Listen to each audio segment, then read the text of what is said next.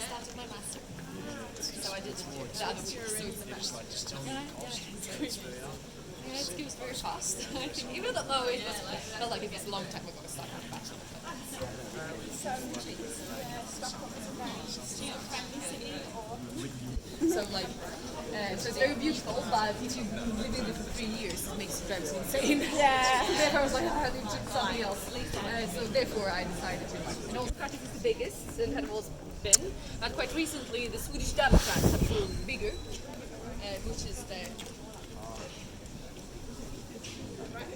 right corner, very right. So this is the biggest German church, so we can see here in front of us, and in the middle of the heart of Stockholm. And that could all be explained by the Hansa. The Hanseatic Cloud.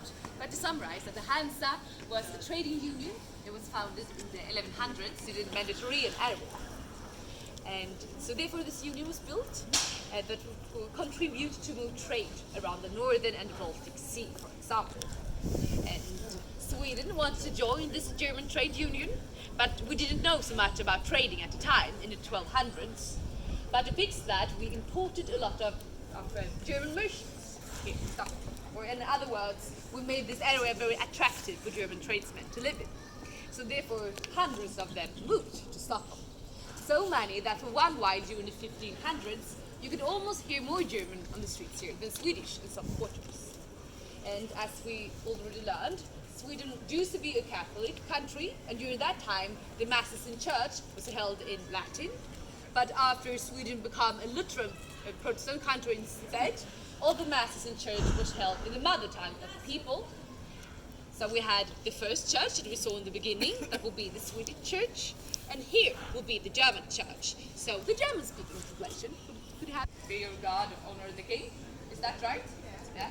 Thank you. Today, German had a big influence over the Swedish language, German borrow words in some sentences. And even my own name is an example of very German influenced word, because my name's Ebba, which is a short form for the old ancient German name Eberhard, which means white pig or big boar. So not a very flattering name, but that's a good example of it. A lot of us still have old German names. So, and there was one merchant that moved here in the 1500s called Morten Trotzig. And Morten Trotzig, he was very good at trading iron, become very wealthy at that. And we're gonna go and have a look at his house, because it's here around the corner here on the Tree Street. And there's a magical legend behind it. So I'm gonna tell you more about that.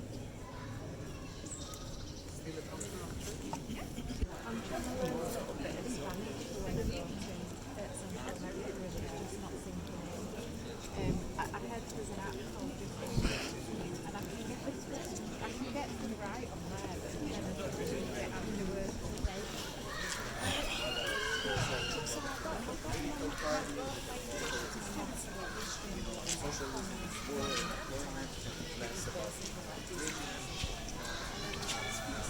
Said that the older generations, like our parents' generation. Like this is a walking tour, more about history, but the ghost tours is more like theater in the basement. I would get dressed up by ghosts and tell the story about Stockholm.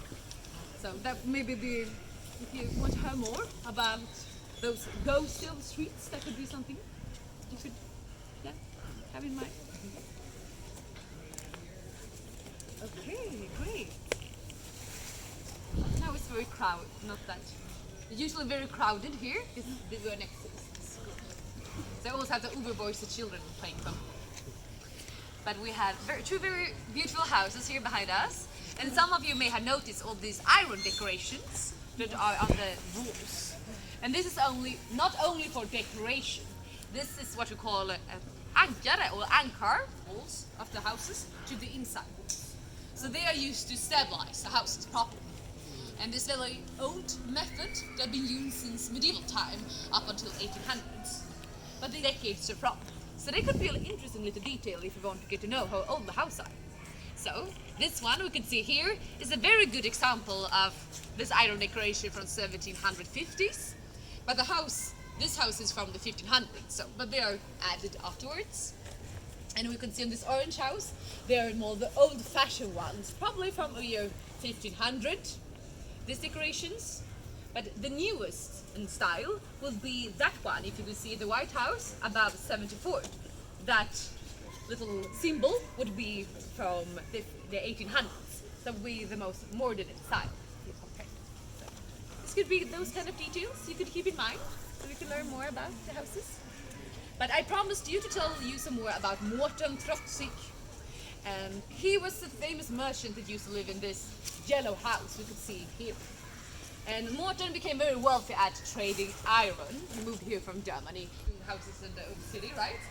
But in the perspective of the 1500s, that the most of the population lived in small wooden houses and all the siblings would share the same bed, he was considered as a very successful person with his two houses. And he wanted another symbol of status, so he could brag from his family and friends back in Germany about the good work for him in Stockholm. So he wanted, but the major in town didn't like him so much and thought he was a little bit too full of himself. But they still wanted to be on good foot with him due to his good trading connections back in Germany. So therefore the mayor said, like, Morten, you can take the most narrow street in the entire town, which is conveniently next to his house as well.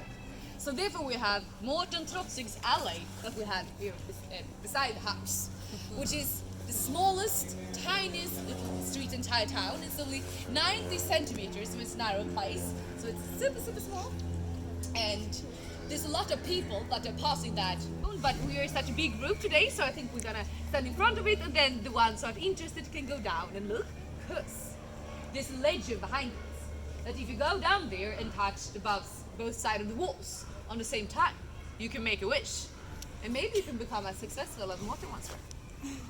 And this maybe sounds like a fairy tale, but I received an email from my university that my master application had been confirmed. Shortly after this, you can say it's a totally coincidence that it's due to bad internet connection in those cities, but you never know. So the ones who are interested to have a look on this, I think you should have.